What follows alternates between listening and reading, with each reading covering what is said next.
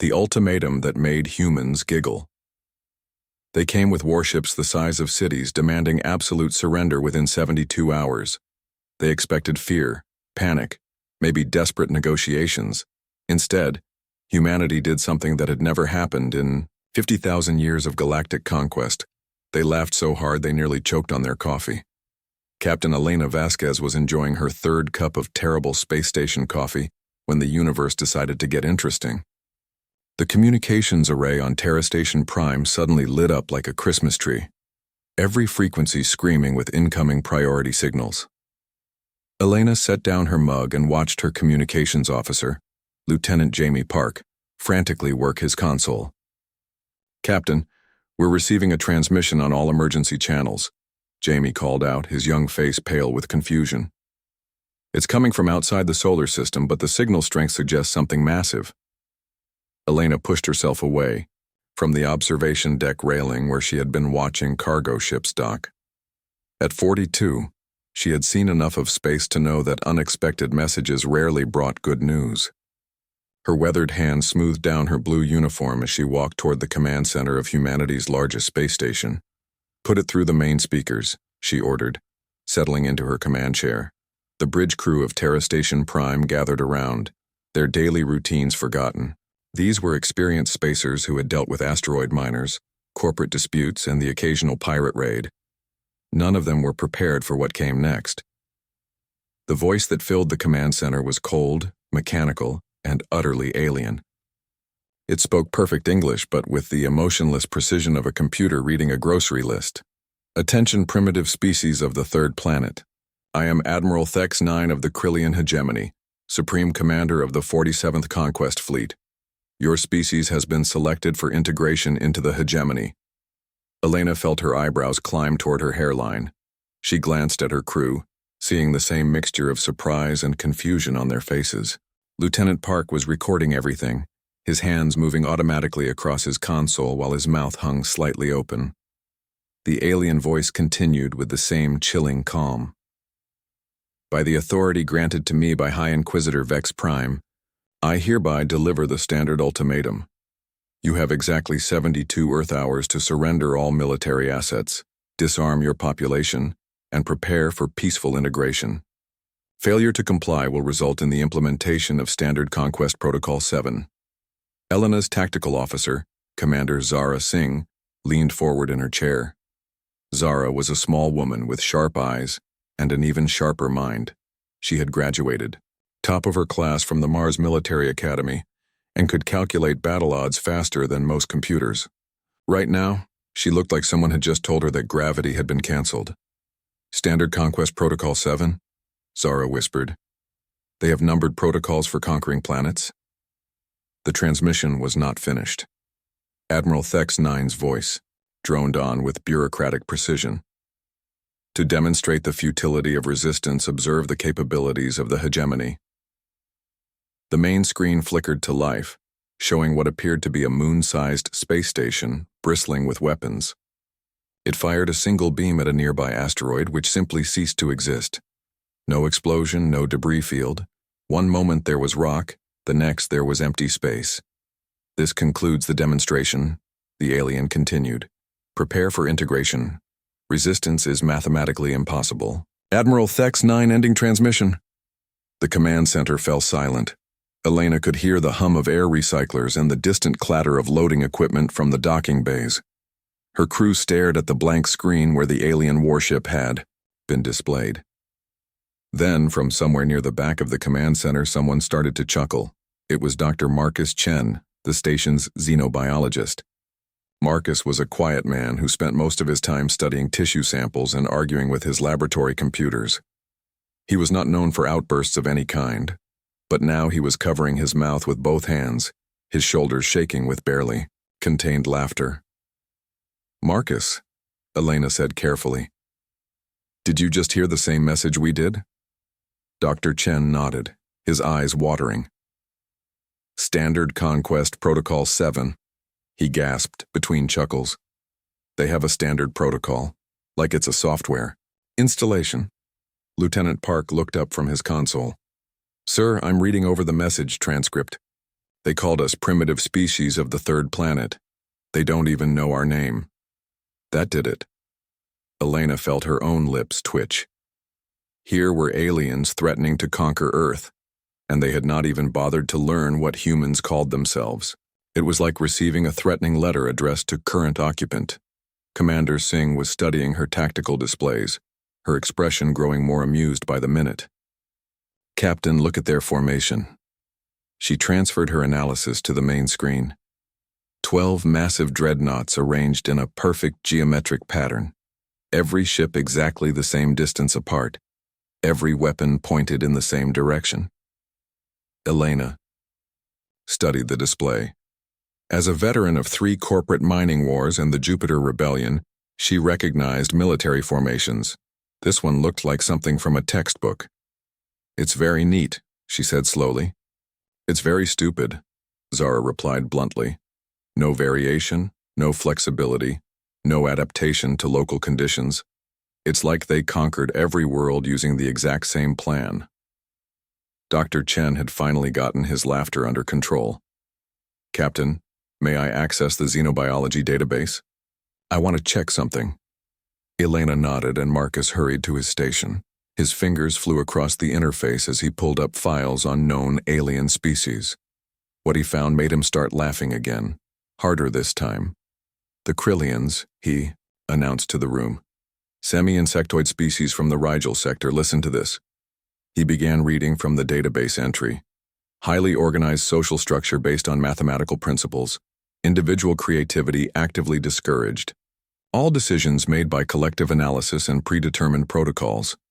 Elena felt a grin spreading across her face. "They're bureaucrats.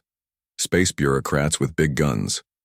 Lieutenant Park was scrolling through more of the transmission data. "Captain, they sent us forms." "I'm sorry, what?" "Forms. Surrender paperwork. There's a 47-page document here titled Peaceful Integration Procedures Manual and a 23-page form called Conquered Species Registration Form A7. They want us to fill out our planet's natural resources, population demographics, and preferred method of enslavement." The entire command center erupted in laughter. Elena tried to maintain her composure, but it was hopeless. Here were aliens who had presumably conquered dozens of worlds, and they treated it like filing tax returns. "There's more," Park continued, tears streaming down his face. Question 847. "Does your species require recreational activities during work periods? If yes, please specify preferred duration and type of recreation from approved list B12. Elena was laughing so hard she had to hold on to her chair. "They have approved recreational activities for slaves." Commander Singh was reading over Park's shoulder. Question 1, 205. "In the event of rebellion, please indicate preferred pacification method. A. Orbital bombardment. B. Biological warfare. C. Economic sanctions. D. Stern verbal warning." Dr. Chen was practically howling with laughter. "Stern verbal warning. They're going to scold us into submission." Elena wiped tears from her eyes and tried to catch her breath. She had been in space long enough to encounter her share of alien species. Most were peaceful traders or researchers. A few were hostile, but in understandable ways. They wanted resources, territory, or revenge for some perceived slight. But she had never encountered aliens who were hostile and ridiculous at the same time. "Captain," Lieutenant Park said, his voice still shaking with suppressed giggles, "Earth Command is requesting an immediate response to the alien ultimatum. What should I tell them?" Elena looked around her command center. Her crew was still chuckling, pointing out absurd details in the alien paperwork. The Krillian threat was real. Those warships could certainly destroy Earth. But somehow the clinical bureaucratic nature of the threat had stripped away its terror and left only the absurd. "Tell Earth Command," Elena said, her grin widening, "that we need to call an emergency session of the United Earth Council, and tell them to bring their sense of humor. They're going to need it." As Lieutenant Park sent the message, Elena turned back to the tactical display showing the Krillian fleet. 12 massive warships hung in space like perfectly arranged toys, waiting for humanity's response. Their alien crews were probably running efficiency calculations and updating their conquest databases, completely unaware that their carefully planned invasion had just become the funniest thing to happen to humanity in decades. Elena picked up her coffee mug and took a long sip of the terrible station brew. In 72 hours, those ships might destroy her world. But right now, all she could think about was whether the Krillians had a form for that too. The laughter spreading through Terra Station Prime was about to become humanity's secret weapon.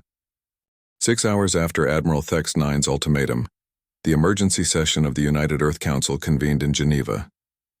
Elena watched the proceedings from Terra Station Prime, broadcast live across every human world and orbital facility. The great assembly hall was packed with representatives from every nation, colony, and space station in human territory. President Maria Santos called the session to order, but she was fighting a losing battle against the ripples of laughter that kept sweeping through the crowd. Every few minutes, someone would remember another ridiculous detail from the alien paperwork, and the chuckling would start again. Secretary of Defense General Patricia Ward tried to present a serious military briefing. The alien fleet consists of 12 Dreadnought-class vessels, each approximately 8 kilometers in length. Their demonstrated firepower capability exceeds anything in our current arsenal. General Ward, interrupted Representative Chen from the Mars colonies, did they really ask us to rate our preferred method of being conquered on a scale of 1 to 10? General Ward consulted her tablet. Question 1, 847. Please rate your species' anticipated satisfaction with conquest on a scale of 1-10, where 1 equals maximum dissatisfaction and 10 equals grateful acceptance of hegemony rule. The assembly hall dissolved into laughter again. Elena watched world leaders holding their sides, delegates wiping tears from their eyes, and the Secretary General trying desperately to maintain order while barely containing her own giggles. Dr. Sarah Kim, Earth's chief xenobiologist, stood to address the assembly. Colleagues, I've been studying the Krillian cultural database. Their entire civilization is based on what they call maximum efficiency protocols. They have procedures for everything. They literally have a 400-page manual on the proper way to file complaints about conquest paperwork.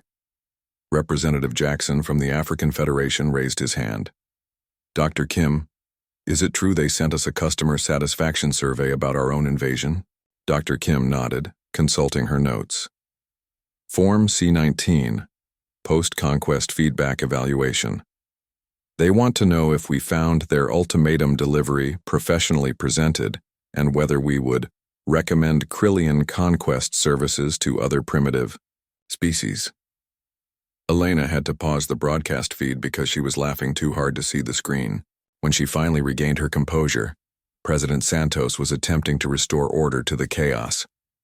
Distinguished colleagues, President Santos said, her own voice shaking with suppressed mirth, we need to formulate an official response to the Krillian ultimatum. Do I have any suggestions? Representative Okafor from the Nigerian Federation stood up. Madam President, I move that we send them our own paperwork. If they want bureaucracy, let's give them bureaucracy. The assembly roared with approval. Within minutes, representatives were shouting out suggestions. Send them Earth's tax code. Give them the complete works of every government regulation database. Make them fill out forms to receive permission to conquer forms. Elena watched in amazement as humanity's greatest leaders turned the alien threat into the galaxy's most elaborate, practical joke. But beneath the laughter, she noticed something else. The fear was gone. The panic that should have gripped humanity was nowhere to be found. Instead, there was something far more dangerous. Unified human creativity focused on a single target. General Ward managed to get the assembly's attention. With respect to my distinguished colleagues, we still need to address the military reality. Those ships can destroy our planet. General, said Dr. Kim, I've been analyzing their tactical patterns from historical records. The Krillians have conquered 847 worlds using identical methods. Same formation, same ultimatum, same conquest procedures. They've never encountered significant resistance because every species either surrendered immediately or was destroyed in the first engagement. Elena leaned forward in her chair. This was getting interesting. Representative Chen stood up again. What happens if we don't follow their script? What if we don't surrender, But we also don't fight them conventionally. Dr. Kim smiled. According to their psychological profiles, Krillians have extreme difficulty adapting to unexpected situations. Their entire culture is built on predictable outcomes and predetermined responses. President Santos looked thoughtful. You're suggesting we confuse them? I'm suggesting, Dr. Kim replied, that we drive them absolutely insane. The assembly fell quiet for a moment. Then, slowly, grins began spreading across faces throughout the hall. Elena could practically see the wheels turning in hundreds of creative human minds. Madam President, Representative Okafor said solemnly, I believe we have found our response strategy. Back on Terra Station Prime, Elena gathered her senior staff for an emergency planning session. Commander Singh was grinning like a predator, who had just spotted prey. Dr. Chen was pulling up files on human military history, focusing on the most unconventional tactics ever employed. Lieutenant Park was compiling a list of every absurd bureaucratic requirement he could find in human government databases. Captain, Commander Singh said, I've been thinking about their formation. Perfect geometric spacing, identical ship configurations, predictable movement patterns. It's like they're asking us to make fools of them. Elena nodded. What do you have in mind? Zara's grin widened. Something no military academy would ever teach. Something no logical species would ever expect. Something so ridiculous that it just might work. Elena looked around at her crew. These were good people, experienced spacers who had served with distinction in humanity's various conflicts. Right now, they looked like children planning the ultimate prank. All right, Elena said, settling back in her chair. Let's give the Krillians something they've never seen before. Let's show them what happens when you threaten a species that thinks bureaucracy is hilarious. As her crew began planning humanity's response, Elena couldn't stop smiling. The Krillians had made two critical mistakes. First, they had assumed humans would react like every other species they had conquered. Second, they had given humanity 72 hours to prepare. That was going to be 71 hours and 59 minutes too long. The galaxy was about to learn that humans didn't just fight wars, they turned them into performance art. When chaos meets order, 72 hours had passed. The Krillian hegemony expected terrified surrender or desperate last stands. Instead, they received a response that broke 50,000 years of military protocol and made Admiral Thex 9 question everything he knew about conquest, mathematics, and sanity. Admiral Thex 9 stood in the pristine command center of the hegemony dreadnought, mathematical certainty, watching his chronometer count down the final seconds of the human ultimatum. Around him, 847 officers worked at identical stations, their movements synchronized to achieve maximum efficiency. Everything was proceeding according to Standard Conquest Protocol 7, exactly as it had for the previous 847 planetary integrations. The humans would surrender now. The mathematics were irrefutable. Admiral, reported Navigation Officer Kex 44. We have reached optimal conquest position. All vessels are aligned according to formation pattern Alpha 7. Weapon systems are charged to regulation levels. Thex 9 nodded with satisfaction. The human solar system lay before his fleet like a mathematical problem waiting to be solved. 12 Krillian dreadnoughts hung in perfect geometric formation, their dark hulls bristling with enough firepower to crack a planet's crust. It was a sight that had brought 847 species to immediate surrender. Communications Officer Pex 12, Thex 9 commanded, initiate final surrender request, standard format. Yes, Admiral. Broadcasting on all human frequencies. Pex 12's voice carried the same emotionless precision as every Krillian officer. Primitive species of the third planet, your ultimatum period has expired.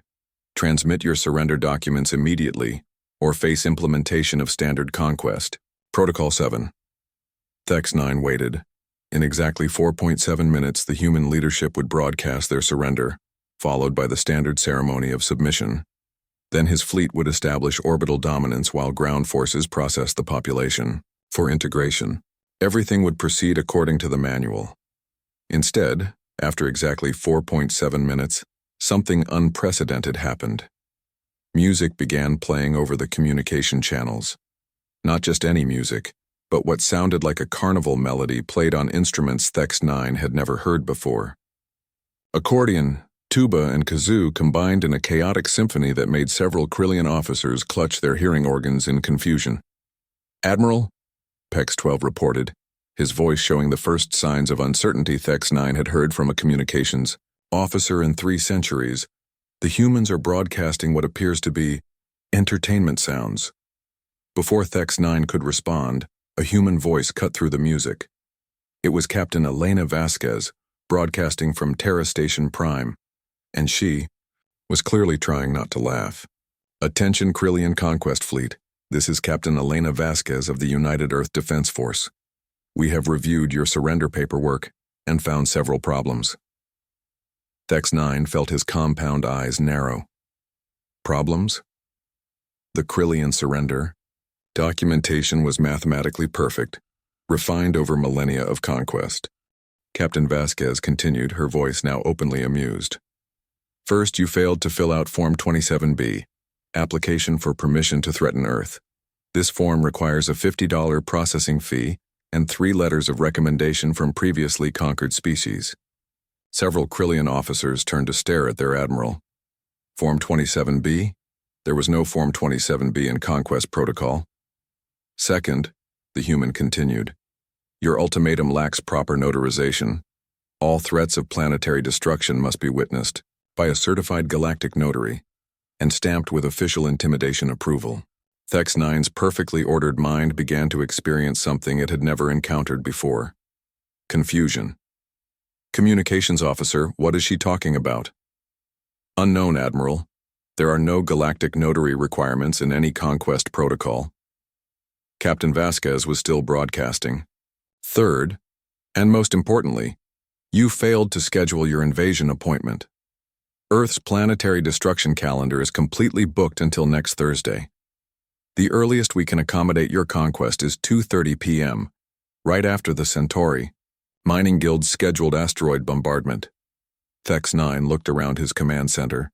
His officers were staring at their instruments with expressions of complete bewilderment. In 50,000 years of Krillian expansion, no species had ever responded to conquest with scheduling conflicts. "Therefore," Captain Vasquez concluded cheerfully, "your invasion has been placed on hold pending proper documentation. Please resubmit your conquest application with all required forms and fees. Have a wonderful day." The transmission ended. The command center of the Mathematical Certainty fell into stunned silence. "Admiral," Navigation Officer Kex-44 said slowly, "what do we do now?" Thex-9 consulted his command protocols. There was no provision for species that treated conquest as a bureaucratic inconvenience. The manual contained procedures for surrender, resistance, and desperate last stands. It said nothing about scheduling conflicts. Implement secondary protocol?" he said uncertainly. Before anyone could respond, the human communications channels lit up again. This time, every frequency was broadcasting simultaneously, but each channel carried a different message. On Channel 1, Dr. Marcus Chen was speaking in a professorial tone. "We've also identified 1,247 factual errors in your species database. For example, you list our primary export as primitive aggression. Actually, our primary export is coffee, which you clearly need because your entire invasion plan reads like it was written by someone who hasn't slept in 3 centuries. Channel 2 carried Commander Singh's voice. "From a tactical standpoint, your formation is adorable. It's like a geometry textbook drew a picture of intimidation. Very neat, very orderly, and completely useless against anyone who doesn't fight in straight lines." Channel 3 broadcast President Santos reading from official documents. "The United Earth Council has voted to counter-invade your homeworld at the same time you invade ours. Our invasion force consists of 12,000 comedians, musicians, and interpretive dancers. Your perfectly ordered society is about to experience something called improv comedy." Thex-9 felt his exoskeleton begin to itch a physical response he had not experienced since his larval stage. Communications officer, make them stop. Admiral, they're broadcasting on every frequency simultaneously, including ones that shouldn't exist. They appear to have created new communication channels just for this purpose. Channel 4 now carried Lieutenant Park's voice. We've prepared counter paperwork for your invasion. Please fill out Form 88J, Alien Invasion Registration, Form 101X, Hostile Intent Declaration, and Form 666Z, Application for Permission to be Generally Unpleasant. Processing time is 6 to 8 weeks. The human broadcasts continued for exactly 17 minutes and 37 seconds. When they finally stopped, X-9's command center had descended into chaos. Officers were checking and rechecking their instruments, trying to understand what had just happened. Several had developed nervous tics. One was muttering mathematical equations under his breath like a protective chant. Admiral, Tactical Officer, Rex 23 reported, the humans are launching vessels. X-9 immediately felt better. Finally, something that made sense. The humans were launching their pathetic defense fleet for a heroic last stand. This part was in the manual. Display enemy formations, he commanded. The tactical screen lit up, showing human ships leaving various orbital stations and planetary bases. X-9 studied the display, then studied it again. Then he called for his tactical analysis computer. Computer, analyze human fleet disposition. Analysis complete, Admiral. Human fleet formation does not match any known military configuration. Vessels appear to be arranged in festive patterns. Define festive patterns. Human ships are arranged to spell out words in their primitive language. Primary formation appears to say, hello there. Secondary formation says, nice ships. Tertiary formation contains symbols that do not translate, but appear to be representations of human facial expressions. X-9 stared at the display. The humans had arranged their entire defense fleet to write messages in space. Not tactical messages or battle formations, but casual greetings and what appeared to be compliments. Admiral, Rex 23 continued, additional human vessels are deploying. They appear to be cargo haulers. The tactical display updated. Mixed in with human military vessels were dozens of civilian ships. Cargo haulers, passenger liners, mining vessels, even what appeared to be a luxury cruise ship. They were all heading directly toward the Krillian fleet in a formation that defied every principle of military strategy. Sir, Weapons Officer Dex 19 reported, the human fleet is within range. Requesting permission to implement Standard Conquest Protocol 7, Section 12, Elimination of Hostile Forces. X-9 hesitated. Something was wrong here. In all his centuries of conquest, enemy fleets either charged bravely to their doom or tried to flee. They did not spell out friendly messages and include cruise ships in their battle formations. Admiral, Communications Officer PEX 12 said, we're receiving another transmission from the humans. Display it. Captain Vasquez appeared on the main screen again, but this time she was not alone. Behind her, X-9 could see what appeared to be hundreds of humans, all crowded into what looked like a party venue. They were holding drinks, laughing, and several appeared to be dancing. Greetings, Admiral X-9, Captain Vasquez said warmly. We wanted to thank you for bringing such an impressive fleet to our solar system. We've organized a welcoming party in your honor. X-9's confusion deepened. A party? They were throwing a party for his invasion fleet? We know this is your first time visiting human space, Vasquez continued, so we've prepared a few surprises to make your stay memorable. Our ships are bringing gifts. Gifts? X-9 found himself speaking aloud. As if in response, the human fleet began launching objects toward the Krillian ships. X-9's tactical officer immediately went to high alert. Incoming projectiles. Evasive maneuvers. Wait, X-9 commanded, studying the sensor readings. These objects, they're not weapons. The projectiles were indeed gifts. Cargo containers, full of coffee, music recordings, comedy videos, and something the humans called care packages. Each container was decorated with colorful ribbons and carried messages like, "Welcome to Earth," and "Thanks for visiting." Thex-9 watched in stunned fascination as his perfect military formation was pelted with presents. "Admiral," Rex-23 reported in a voice that suggested his sanity was being tested, "one of the gift containers just attached itself to our hull. It's playing music and projecting what appears to be a holographic display of humans waving." "Captain?" Vasquez was still broadcasting. "We've also prepared entertainment for your crew. Our fleet includes the Earth Symphony Orchestra, the Mars Comedy Troupe, and the champion ice dancing team from Europa. They're going to perform right here in space, just for you." True to her word, some of the human civilian ships began positioning themselves in formation. What followed was the most surreal military engagement in galactic history. While Thex-9's perfect attack fleet maintained rigid formation, the humans began performing synchronized maneuvers that somehow managed to be both militarily impossible and aesthetically beautiful. The symphony orchestra ship began broadcasting classical music while cargo haulers performed elaborate dances around the Krillian fleet. The comedy troupe's vessel started projecting holographic stand-up routines that were being translated into Krillian language in real time. The ice dancing ship somehow created actual ice formations in space that sparkled in the light of Earth's sun. "Admiral," Pex-12 reported, his voice now carrying a note of hysteria. "The humans they're putting on a show. They're treating our invasion fleet like an audience." Thex-9 found himself watching the display with something approaching fascination. In 50,000 years of conquest, he had seen species beg, fight, hide, and surrender.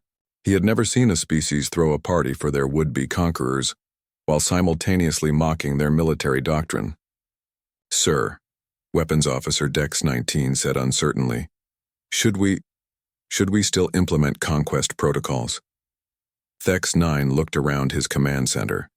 His officers were staring at the human performance with expressions ranging from confusion to something that might have been amusement.